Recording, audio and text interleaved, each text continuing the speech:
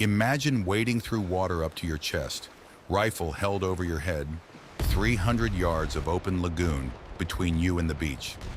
And the enemy can see every single step you take. November 20th, 1943.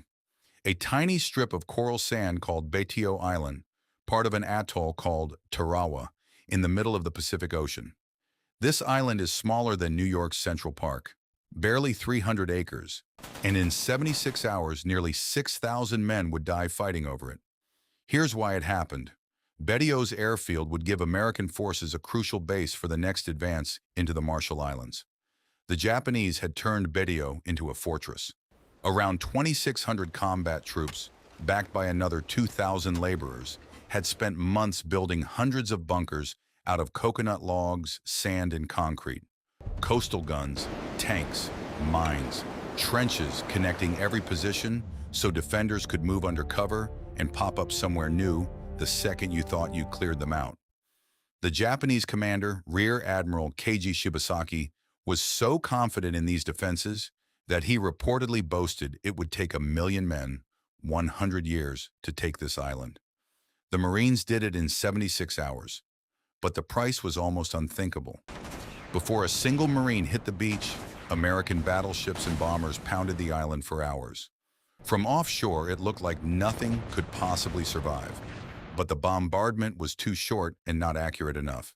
Many Japanese positions came through it almost untouched, buried deep enough that the moment the shelling stopped, gunners climbed back into bunkers that should have been rubble and opened fire on the men wading toward them. Some officers had actually warned this could happen.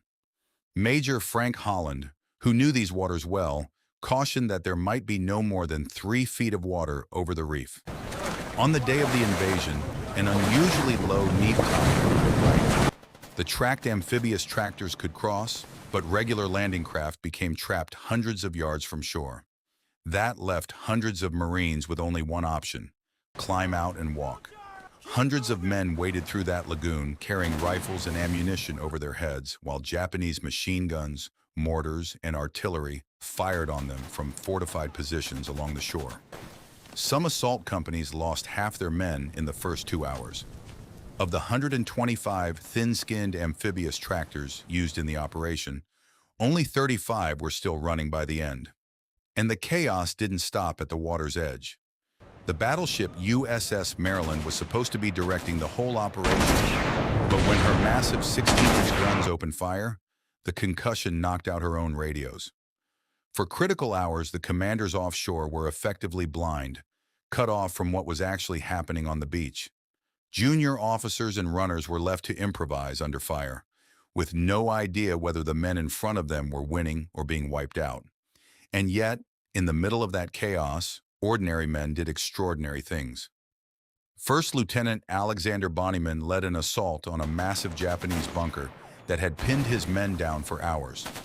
Under heavy fire, his team attacked with flamethrowers and explosives. When the Japanese tried to break out, Bonnyman climbed on top of the structure itself, directing the fight and personally killing several attackers before he was mortally wounded holding that position.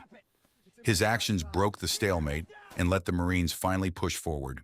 Staff Sergeant William Bordelon's amphibious tractor came under devastating fire, and only 4 men from it reached the beach alive.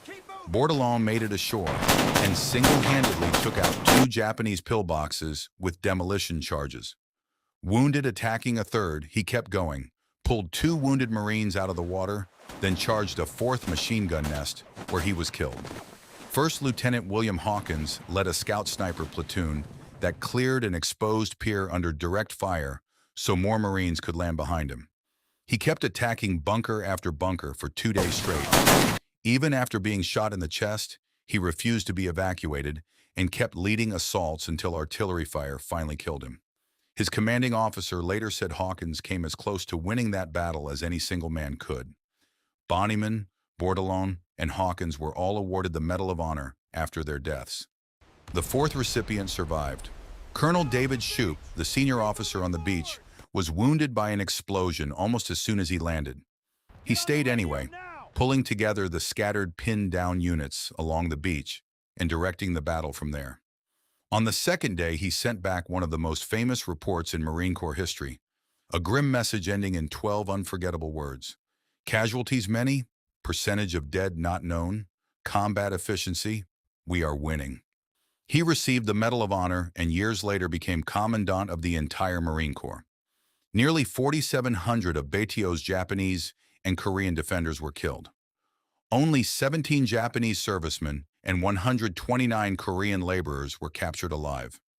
Roughly 1,200 Koreans had been conscripted into labor units and forced to help build those very fortifications. In only 76 hours, Tarawa cost the Marine Corps nearly as many dead as it had suffered during the entire 6-month campaign at Guadalcanal. But here's the part that actually matters. Tarawa became America's bloodiest classroom in amphibious warfare. The lessons purchased there, better tidal intelligence, longer bombardments, improved communications, armored landing vehicles, faster evacuation of the wounded, shaped nearly every major American landing that followed at Kwajalein, Saipan, Guam, Peleliu, and Iwo Jima.